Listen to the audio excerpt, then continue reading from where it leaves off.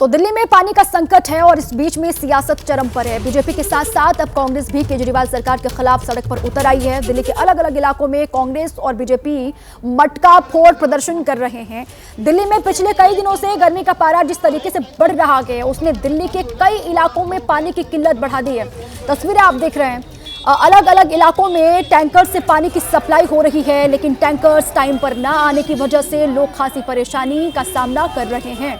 वहीं मंत्री आतिशी अधिकारियों के साथ समीक्षा बैठक कर रही हैं। दिल्ली में जल संकट अब भी लगातार जारी है। सड़कों पर लोग कांग्रेस का मटका फोड़ प्रदर्शन की तस्वीर भी आप देख रहे हैं। बीजेपी का भी प्रोटेस्ट चल रहा है। बीजेपी भी हल्ला बोल कर रही है आम आदमी पार्टी के खिलाफ, और साथ ही मंत्री आतिशी हालात पर समीक्षा कर रही हैं। अब किस तरीके से दिल्ली वासियों को इस मुश्किल से निकाला जाए, उनका पानी का ये संकट खत्म हो, इसको लेकर आम आदमी पार्टी ये कह रही है कि हम कोशिश पूरी कर रहे हैं। हमारे दो सहयोगी हमारे साथ जुड़ चुके हैं, आइए सीधे उन्हीं का रुख करते हैं। ग्राउंड पर क्या हालात आज के दिन बने हुए हैं, दिल्ली के लोग कितने परेशान या फिर उन तक पानी पहुंचाया जा रहा है। यूसुफ सराय दिल्ली से मेघा उपाध्याय मेरे साथ और रविकांत मेरे साथ बने हुए हैं, उनका भी रुख करेंगे। लेकिन सबसे पहले मेघा, आपके पास आते हुए आपके आसपास जो लोग हैं उनसे भी बात करिए और आज ताजा हालात क्या है दिल्ली में पानी को लेकर, बताइए दर्शकों को। जी हाँ, देखिए कांग्रेस की तरफ से मटका फोड़ प्रदर्शन किया जा रहा है और इस वक्त हमारे साथ बातचीत करने के लिए देवेंद्र यादव जी जुड़े हैं, अध्यक्ष दिल्ली कांग्रेस प्रदेश अध्यक्ष। सर, पहला सवाल तो आप लोगों से यही बनेगा कि आप लोग आज मटका फोड़ प्रदर्शन कर रहे हैं, क्या कुछ कहना चाहते हैं इस प्रदर्शन के माध्यम से? देखिए, मैं कहना चाहता हूँ कि लगभग 20 दिन पहले हमने मौजूदा सरकारों को, चाहे वो दिल्ली की सरकार हो या केंद्रीय सरकार को, उनको चेताया था कि गर्मी जैसे जैसे बढ़ेगी पानी की समस्या बढ़ेगी, लिहाजा आपसी बातचीत करने के पश्चात पानी की समस्या का समाधान किया जाना चाहिए, दिल्ली की जनता को स्वच्छ जल मिलना चाहिए। लेकिन लगातार कोशिशों के बावजूद आज हालत ये हो गई है कि जनता त्राहिमाम कर रही है, एक एक बूंद के लिए पानी के तरस रही है। लिहाजा हमने ये फैसला लिया, क्योंकि ये सरकार सोने का काम कर रही है, उसको जगाने के लिए ज़रूरी था कि हम पूरी दिल्ली में। ये बताइए कि अभी आप लोग अलग अलग है, कुछ दिन पहले तक आप लोगों ने साथ में गठबंधन में चुनाव लड़ा है, तो ऐसे में जनता के बीच ये मैसेज पहुंचाना कि अब आप लोग उसी पार्टी के खिलाफ है जिसके साथ थे, कितना मुश्किल है और कितना ये कैसी? देखिए, हम जनता की आवाज़ पहले भी उठाते रहे हैं, आज भी उठा रहे हैं और लगातार उठाते रहेंगे। जहाँ तक अलायंस की बात है, लोकसभा में हमारा अलायंस था, लेकिन अलायंस का मतलब ये बिल्कुल नहीं था कि जनता की समस्या को हम समाधान नहीं ढूंढेंगे, उनकी जनता की समस्या को प्रमुखता से उठाएंगे नहीं। आज जब जनता त्राहिमाम कर रही है, हमारा ये फर्ज था कि हम जनता की आवाज़ को बुलंद करें, इस सोती हुई सरकार को जगाने का काम करें। और आतिशी ने प्रेस कॉन्फ्रेंस किया था, उससे पहले बांसुरी स्वराज ने किया था। आतिशी राज्यों पर आरोप लगा रही, साथ ही यही कह रही है कि वो इस विषय पर मुख्यमंत्री से भी मिलकर आई हैं जेल में, लेकिन हालात वही है, टैंकर माफिया बहुत चरम पर। इस पर क्या कहेंगे आप? निश्चित ही इस समस्या का समाधान समय रहते किया जाना चाहिए था, लेकिन कहीं ना कहीं मैं कहना चाहता हूँ कि इस सरकार को अपने अंदर भी झांक के देखना चाहिए था। पिछले 4 साल से लगातार 58% जो लीकेज हुई है वो बढ़ी है, और कहीं ना कहीं इस समस्या को और बढ़ने का मौका मिला है। मैं कहना चाहता हूँ कि इस समस्या का समाधान होना चाहिए, लीकेजेस को रोका जाना चाहिए और समस्या का समाधान किया जाना चाहिए। तो देखिए, आपको तस्वीरें जो मैं आपको दिखा रहे हैं कि किस तरीके से कांग्रेस की तरफ से मटका फोड़ प्रदर्शन किया जा रहा है। आप अगर इनके बैनर्स देखें तो इसमें इस तरीके के जो नारे हैं वो लिखे हैं कि पानी के लिए दिल्ली बेहाल, टैंकर माफिया माला माल। ये जरा आप तस्वीरें देखिए तो दिल्ली की दुखद कहानी, जनता पीती दूषित पानी। देखिए, यही वही कांग्रेस पार्टी है जो कुछ दिनों पहले तक गठबंधन में थी, लेकिन आज आम आदमी पार्टी के खिलाफ प्रदर्शन कर रही है। आतिशी, क्या केजरीवाल जी एयर कंडीशन में है वहाँ, भारतीय जनता पार्टी की मिलीभगत से जनता यहाँ मर रही है पानी से, और कांग्रेस पार्टी जो है, कांग्रेस कुछ दिनों पहले तक तो आम आदमी पार्टी के साथ थी। देखिए, लोकसभा चुनाव दोनों ने साथ मिलकर लड़ा, लेकिन अब सीधे सीधे ये आरोप भी लगाया जा रहा है कि केजरीवाल जो है वो बीजेपी के साथ मिलकर के इस तरीके से दिल्ली की जनता को परेशानी में डालने का काम कर रहे हैं, और यहाँ पर मटका फोड़ प्रदर्शन भी किया जा रहा है कांग्रेस पार्टी की ओर से। चाणक्यपुरी का रुख कर लेते हैं, वहां से रविकांत हमारे साथ बने हुए हैं। रविकांत, वहां पर लोग क्या कह रहे हैं पानी की समस्या को लेकर, क्योंकि आज भी हम देख रहे हैं वही हाल है जो कल परसों की तस्वीरें थी। देखिए, यहाँ पर करीब 10,000 की आबादी है आसपास, और हम चाणक्यपुरी में हैं, जो कि दिल्ली का सबसे ज़्यादा पॉश इलाका है, और यहाँ आसपास एम्बेसीज हैं, एम्बेसीज से घिरा हुआ ये इलाका है और आप सामने देखिए किस तरीके से यहाँ पर जो डिब्बे हैं वो रखे हुए हैं अपने अपने इंतजार में। हर डिब्बा एक आदमी है, एक व्यक्ति है। आप समझिए लोग इतनी धूप में अपनी अपनी छां तलाश करके कहीं कहीं बैठे हुए हैं। तमाम लोग हमारे साथ भी हैं। आप लोग ये बताइए कि आप लोग कब से इंतजार कर रहे हैं, क्या उम्मीद है कब तक पानी आएगा? सुबह से कर रहे सर, नहीं आता, फोन कर करके थक जाते हैं, वो उल्टा उल्टा जवाब देता है, नहीं आएगा। किसको फोन कर रहे हैं आप लोग? जो यहाँ का एमएलए उसका जो पीए है उसको। आम आदमी पार्टी का एमएलए है? हाँ। तो क्या क्या कह रहे हैं हम लोग? वो कहते हैं कि हम टैंकर वाले नहीं है, हमें फोन मत किया करो। कैसे आप लोगों का काम चल रहा है? अभी हमने जेई को फ़ोन करा था। जेई साहब बोल रहे हैं कि हम अभी आध घंटे में टैंकर भेज रहे हैं, क्योंकि यहाँ से जो टैंकर का नंबर था वो विवेकानंद के मैप चला गया है, वो अभी टैंकर आ जाए। 8 घंटे में? कितने घंटे में? आधे घंटे में। आप लोग बताइए, आधे घंटे में टैंकर आ रहा है? आधे घंटे में कहाँ, वो सुबह आया उधर और अभी आएगा 2-2:30 बजे आएगा।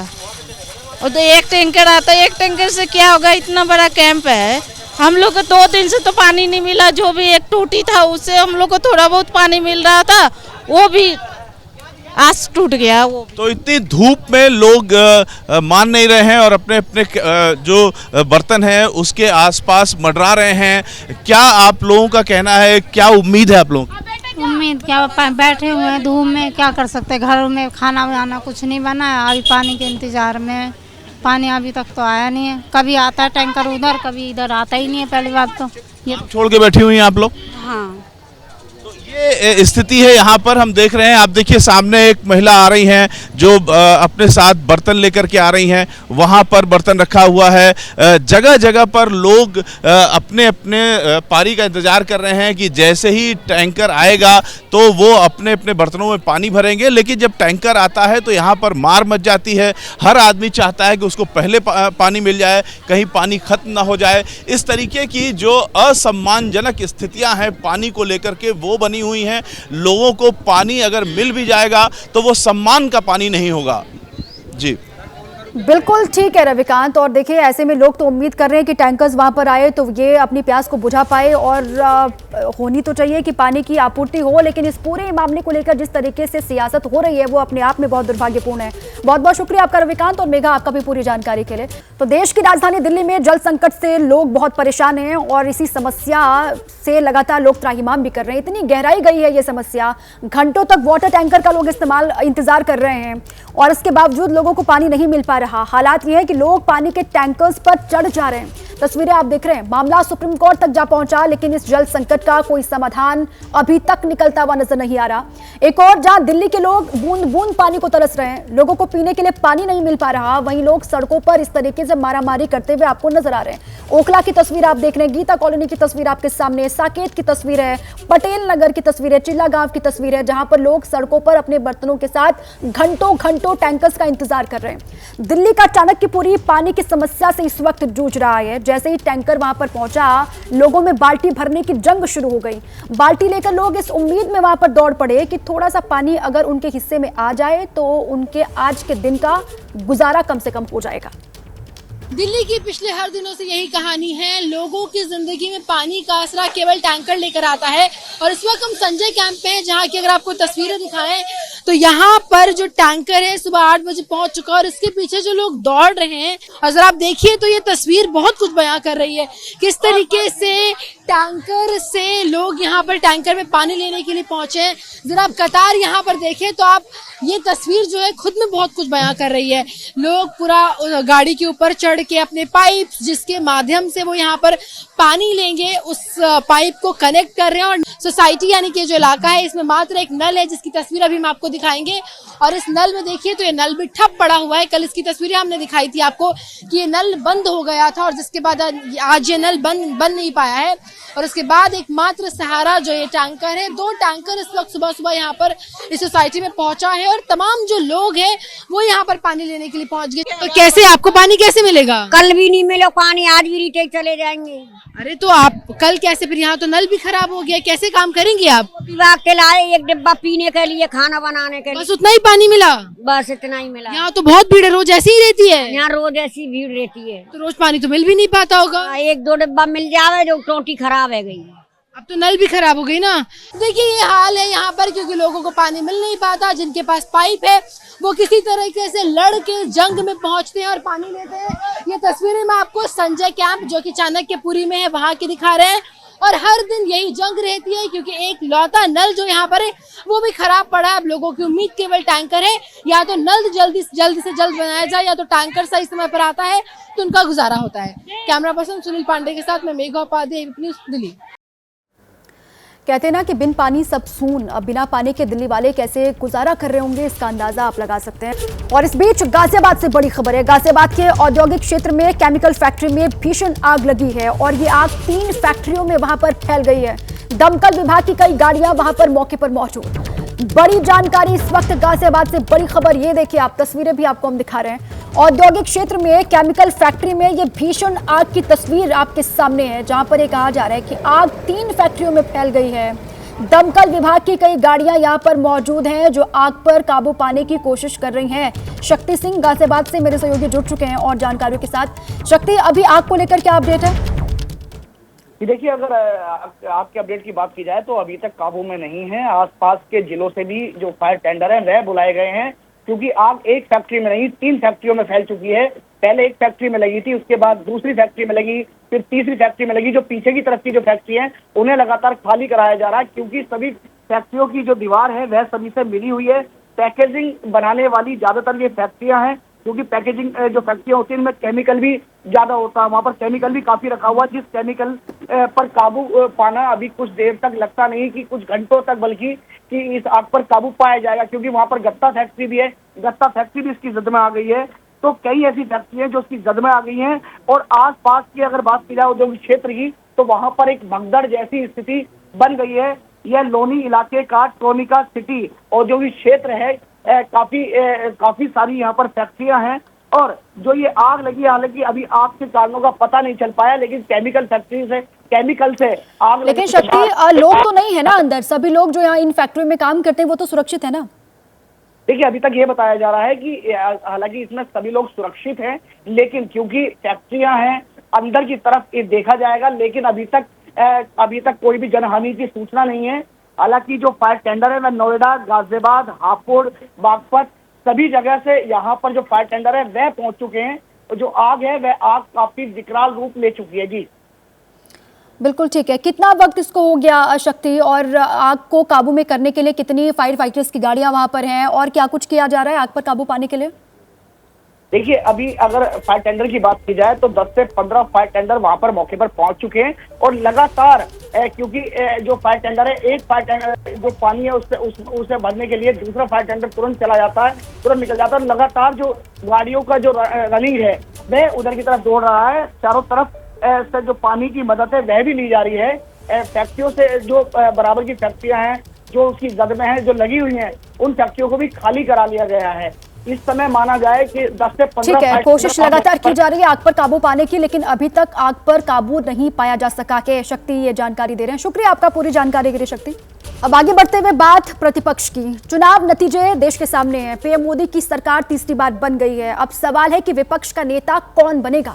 सूत्रों के मुताबिक राहुल गांधी नहीं चाहते कि वो विपक्ष के नेता बने, वो संगठन को मजबूत करना चाहते हैं। अब इसी को लेकर राजनीति देश में गर्म है।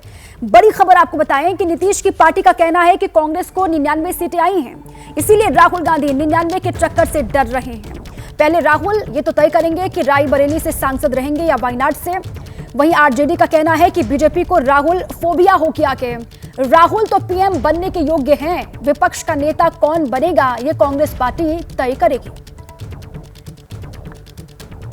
संगठन में महत्वपूर्ण भूमिका अदा करेंगे, यह अनौपचारिक रूप से आप कहते हैं, तो संसदीय लोकतंत्र के चुनाव में भाग क्यों लेते हैं? रायबरेली या वायनाड यह भी तय नहीं कर पा रहे हैं कि कहां के हम सांसद रहेंगे, और पदयात्रा के बाद आपको 99 का चक्कर लगा है। 99 का चक्कर होता है घन चक्कर। जब घन चक्कर लगता है तो दिमाग असमंजस में रहता है। तो माननीय राहुल गांधी जी असमंजस में हैं। असमंजस तोड़िए। आपको जनता ने जनादेश दिया है विपक्ष में 5 वर्ष तक राजनीतिक रूप से कराइए, पीड़ा झलकाइए, इसके अलावा दूसरा कोई विकल्प आपके पास नहीं। राहुल गांधी जी तो प्रधानमंत्री के लिए योग्य है। राहुल गांधी जी ने तो बीजेपी को दोनों जगह परास्त किया है, चाहे रायबरेली हो वायनाड हो। राहुल गांधी जी पर सवाल उठाने वाले पहले अपने घर को संभालें।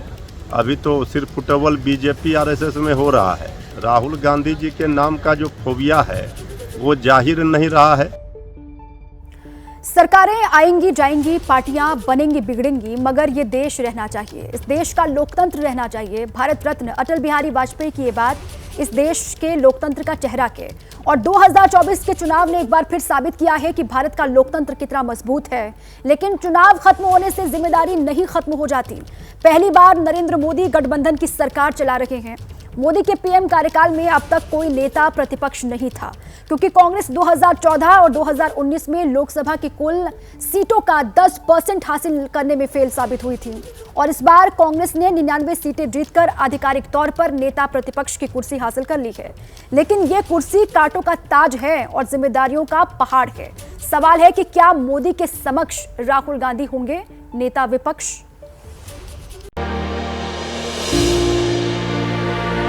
सत्रह अगस्त 2011 संसद भवन नई दिल्ली। उस वक्त देश में कांग्रेस की लीडरशिप वाली यूपीए 2 की सरकार थी। नियम 193 के तहत लोकसभा में बहस चल रही थी। 15 बार से ज्यादा बार और एक बार भी माननीय सीनियर कांग्रेस लीडर और तब के संसदीय कार्य मंत्री पवन बंसल विपक्षी दल बीजेपी को लोकतंत्र का पाठ पढ़ा रहे थे। प्रधानमंत्री को राज्यसभा में जाना था। राज्यसभा में जाने के लिए जब खड़े हुए तो इधर से ये आया कहने को कि जब तक वो यहाँ नहीं पहुँचते हाउस को स्थगित कर दिया जाए। मैडम, ये फैसले ये होते हैं। पवन बंसल के आरोपों को सुषमा स्वराज गौर से सुन रही थी। सुषमा उस वक्त नेता प्रतिपक्ष थी, यानी लीडर ऑफ अपोजिशन। सुषमा ने बड़े धैर्य से आरोपों को सुना, 2 घूंट पानी पिया और फिर आक्रामक तेवर के साथ सत्ता पक्ष पर कूद पड़ी। मैं स्वयं संसदीय कार्य मंत्री रही हूँ और संसदीय कार्य मंत्रियों का पहला लेसन ये होता है कि वो स्वयं नहीं बोलते और सदन को चलने देते हैं। यहाँ तो संसदीय कार्य मंत्री स्वयं बोलकर व्यवधान डालते हैं। बशीर बद्र का एक शेर है, दुश्मनी जमकर करो, दुश्मनी जमकर करो, पर इतनी गुंजाइश रहे फिर कभी हम दोस्त बन जाएं तो शर्मिंदा न हो। सुषमा स्वराज का ये हमला तीखा था लेकिन मर्यादित भी। पलटवार चुटीला था लेकिन आपत्तिजनक नहीं। साख पर आघात था लेकिन गरिमा के साथ। भजन कीर्तन करते हुए लोगों पर जो लाठियां बरसाई गई वो नागरिक अधिकारों का रक्षण था। अब आप सोच रहे होंगे कि आखिर आज स्वर्गीय सुषमा स्वराज का जिक्र हम क्यों कर रहे हैं। सुषमा स्वराज आज प्रासंगिक क्यों है और संसद के अंदर इस दहाड़ का आज की राजनीति से क्या वास्ता, तो जान लीजिए। वास्ता है, बहुत करीबी वास्ता है, क्योंकि सुषमा स्वराज आधिकारिक तौर पर भारत की पिछली लीडर ऑफ अपोजिशन थी।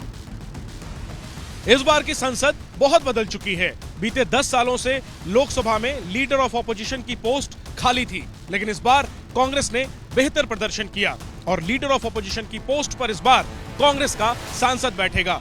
राहुल गांधी का नाम इस रेस में सबसे आगे है। अगर ऐसा होता है तो फिर सुषमा स्वराज, जो यूपीए 2 के समय विपक्ष की अगुवाई करती थी, उनके बाद राहुल गांधी नेता विपक्ष बनेंगे। नेता विपक्ष कैसे बनता है, किस नियम के तहत बनता है, नेता विपक्ष के पास कौन कौन सी संवैधानिक शक्तियां होती हैं, सैलरी और फैसिलिटीज क्या मिलती हैं, ये सब आपको बताएंगे। लेकिन उससे पहले ये जान लीजिए कि आखिर राष्ट्रीय स्वयंसेवक संघ ने सियासत को ऐसी क्या नसीहत दी है जिसकी वजह से प्रतिपक्ष शब्द ट्रेंडिंग है। 10 जून 2024 नागपुर, महाराष्ट्र। आरएसएस चीफ मोहन भागवत संघ के कार्यकर्ता विकास वर्ग के समापन कार्यक्रम को संबोधित कर रहे थे। चुने क्यों जा रहे लोग संसद में जाएंगे, बैठकर अपने देश को चलाएंगे। आधे घंटे से ज्यादा के संबोधन में भागवत ने कई पहलुओं को छुआ। मणिपुर पर सत्ता को झकझोरा तो चुनाव में फेक वीडियो वायरल करने के लिए विपक्षी दलों को भी फटकारा। लेकिन उनकी कही एक बात बीजेपी और कांग्रेस समर्थक दोनों के बीच चर्चा में है। दो पक्ष है, विरोधी पक्ष कहते हैं, मैं प्रतिपक्ष कहता हूं। वो विरोधी नहीं है, उसको विरोधी मानना भी नहीं चाहिए। वो प्रतिपक्ष है, वो एक पहलू उजागर कर रहा है, उसका भी विचार होना चाहिए। ऐसा जब चलना है तो चुनाव लड़ने में भी एक मर्यादा होती है, उस मर्यादा का पालन नहीं हुआ। मोहन भागवत राजनीतिक शख्सियत नहीं है। उनकी विचारधारा से सहमति या असहमति हो सकती है, लेकिन उनकी कही इस बात में संसद की कार्यवाही से जुड़ा दर्शन जरूर है, जिसे खारिज नहीं किया जा सकता। भागवत ने कहा कि संसद के अंदर युद्ध नहीं, स्पर्धा होनी चाहिए, शोर नहीं, सहमति होनी चाहिए। और सबसे बड़ी बात, नेता विपक्ष विरोधी नहीं, साथी होता है। संघ प्रमुख की ये नसीहत सिर्फ सरकार को नहीं थी, नेता प्रतिपक्ष जो होगा उसके सिर पर जिम्मेदारी भी होगी और चुनौती भी। और नरेंद्र मोदी के सामने उस शख्स को ये इम्तिहान रोज पास करने का टफ चैलेंज होगा। देखिए, पूरा देश आज राहुल गांधी को, हालांकि वो प्रधानमंत्री के रूप में देखना चाहता है, लेकिन अभी फिलहाल उनको विपक्ष के नेता के रूप में देखना चाहता है। राहुल जी को उसको स्वीकार करना चाहिए, क्योंकि राहुल गांधी ही एक ऐसे व्यक्ति हैं कि उन्होंने 10 साल तक लगातार नरेंद्र मोदी पर बिल्कुल सामने से हमला किया है। तो लोग यही मान कर चलते हैं कि अगर वो विपक्ष के नेता होंगे तो यकीनन तो जो देश की समस्या है, मसले हैं, उसको पूरी मजबूती से रखने में जो उनकी क्षमता है उसका वो इस्तेमाल करेंगे। इस चुनाव ने कांग्रेस का जोश हाई किया है तो इंडिया गठबंधन में राहुल गांधी की स्वीकार्यता भी बढ़ी है। राहुल गांधी की मां सोनिया गांधी भी नेता विपक्ष रह चुकी हैं। अटल बिहारी वाजपेयी की गठबंधन वाली एनडीए सरकार में 4 साल 98 दिन तक वो लीडर ऑफ अपोजिशन रही। अगर राहुल गांधी ये जिम्मेदारी लेते हैं तो उनकी तुलना न तो सुषमा स्वराज से होगी न सोनिया गांधी से। राहुल की प्रतियोगिता स्वयं से होगी। तो राहुल गांधी जी को लालकृष्ण आडवाणी जी से संजीदगी सीखनी चाहिए, डिसिप्लिन सीखना चाहिए, और जो हार्ड वर्क लालकृष्ण आडवाणी के तो अनुभव में था, लेकिन वो हार्ड वर्क करना पड़ेगा। और सुषमा जी के साथ एक विट के साथ, एक ह्यूमर के साथ, कि आप कितनी भी गहरी, कितनी भी गंभीर, कितनी भी चुटीली बात कह दें, लेकिन उस पर किसी को गुस्सा ना आए, और गुस्सा आए तो कम से कम जाहिर ना कर सकें। और जो सोनिया जी हैं, कांग्रेस की अध्यक्ष भी रही हैं, उनकी माँ भी हैं, उनसे तो बहुत कुछ सीखा जा सकता है कि बिना बहुत लंबे संसदीय अनुभव के बिना भी कैसे सरकार को घेरा जाए और अपनी मर्यादा को बनाए रखा जाए। यदि ये तीनों गुण आ जाएं, एक बात और याद रखिए, वेस्टमिनिस्टर जो सिस्टम होता है उसमें विपक्ष का नेता भावी प्रधानमंत्री के तौर पर देखा जाता है। तो राहुल गांधी जी के लिए बेहतर मौका हो सकता है।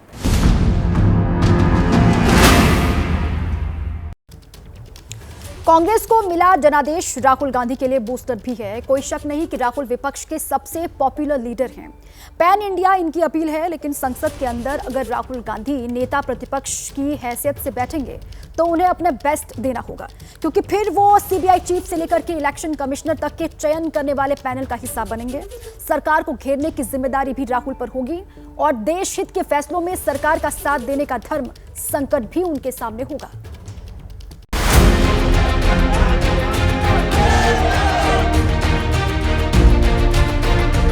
यूपी ने अगर 2014 और 2019 की तरह बीजेपी का साथ दिया होता तो आज न तो गठबंधन की सरकार होती और न ही विपक्ष हार में जीत तलाशता। यूपी में 2 लड़कों की इस जोड़ी ने कमाल कर दिया। 80 में से 37 सीट जीतकर बीजेपी को अपने दम पर मेजॉरिटी पाने से रोक दिया। ये 2 लड़के संसद पहुंच गए हैं। विपक्ष की आवाज और मजबूत हुई है और एनडीए की सरकार को ये पता है, राहुल वही है, अखिलेश भी वही है, लेकिन ऊर्जा नई है। 10 साल में पहली बार इस बार मजबूर सरकार है और मजबूत विपक्ष है। इसका बहुत स्पष्ट मतलब है कि कहीं ना कहीं मुद्दे हावी होंगे।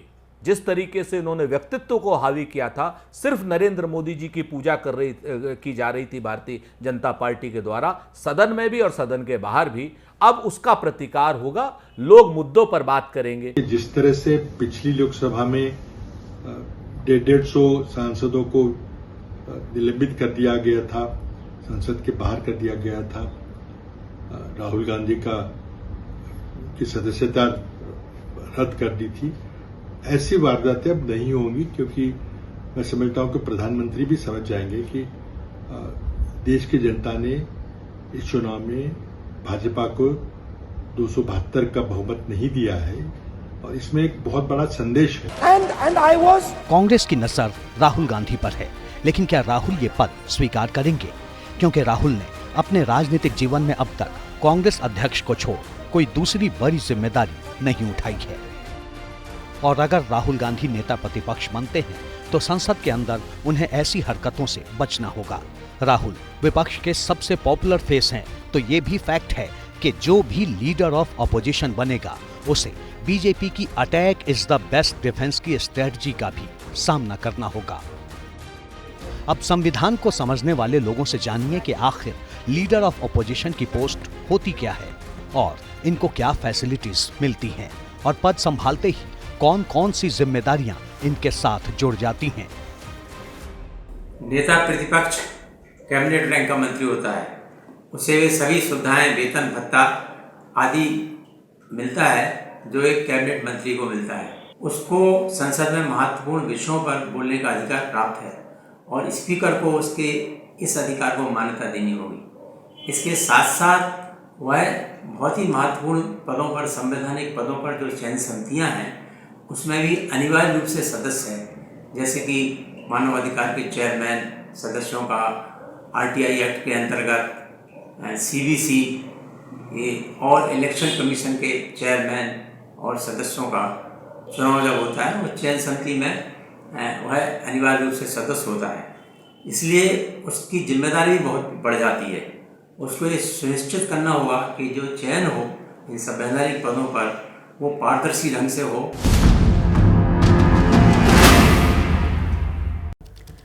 गठबंधन की सरकार कैसे चलाई जाए और नेता प्रतिपक्ष की जिम्मेदारी कैसे निभाई जाए, इसके तमाम उदाहरण अतीत में हैं। राहुल गांधी के पिता राजीव गांधी और मां सोनिया गांधी दोनों सत्ता में रह चुके हैं और दोनों के नेता प्रतिपक्ष भी रह चुके हैं। अब इस रिपोर्ट के आखिरी हिस्से में देखिए कि क्यों कहा जाता है कि लोकतंत्र भारतवासियों के डीएनए में है और स्वस्थ लोकतंत्र किसे कहते हैं, इस रिपोर्ट में आपको समझ में आएगा।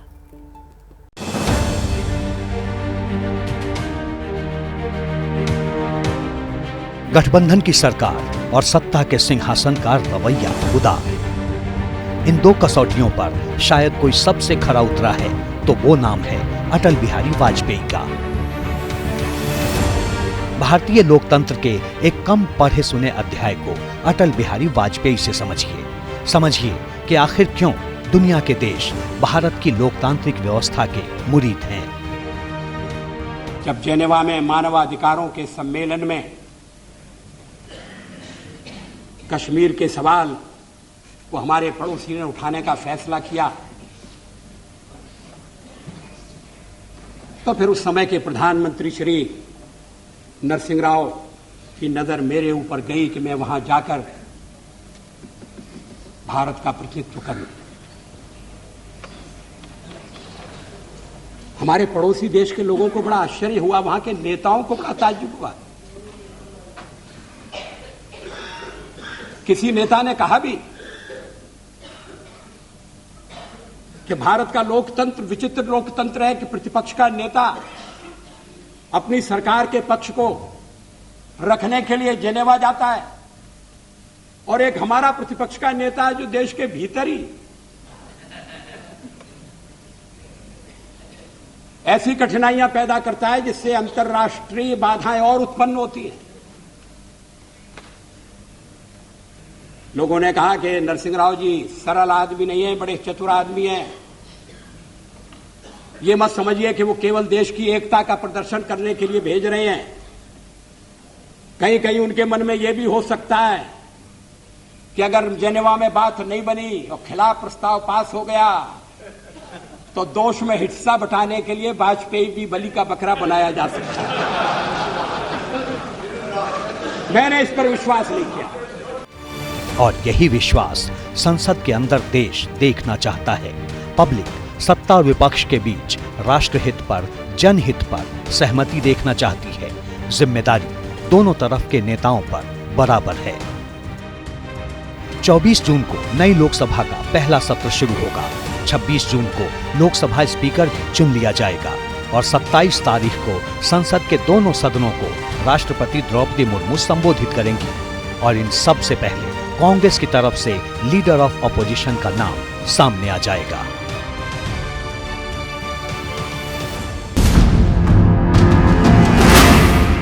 इटली G7 सम्मेलन में शामिल होने के बाद पीएम मोदी आज भारत वापस लौट आए हैं। पीएम के इटली दौरे की तस्वीरें लगातार सामने आ रही हैं। इटली की पीएम मेलोनी ने मोदी के साथ सेल्फी ली और मेलोनी ने इसका वीडियो भी शेयर किया है, जो इस वक्त आप देख रहे हैं। Hello from the melody team. Hello from the melody team. Hello from the melody team. तो दो तस्वीर आपको हम दिखा रहे हैं। प्रधानमंत्री मोदी इटली के दौरे पर थे। G7 शिखर सम्मेलन में उन्होंने शिरकत की और मेलोनी मोदी की सेल्फी आप पहली तस्वीर देख रहे हैं और वीडियो भी मेलोनी ने पोस्ट किया है, वो भी आप देख रहे हैं। वहां पर अलग अलग देशों के राष्ट्राध्यक्षों के साथ में पीएम मोदी की वार्ता, उनके साथ बातचीत और वहां से अब पीएम मोदी वापस भारत लौट आए हैं। लेकिन मेलोनी और मोदी ने जब सेल्फी ली, वो आप तस्वीर देख रहे हैं। एक वीडियो भी आपने देखा जो उन्होंने पोस्ट किया है, मेलोनी ने पोस्ट किया है।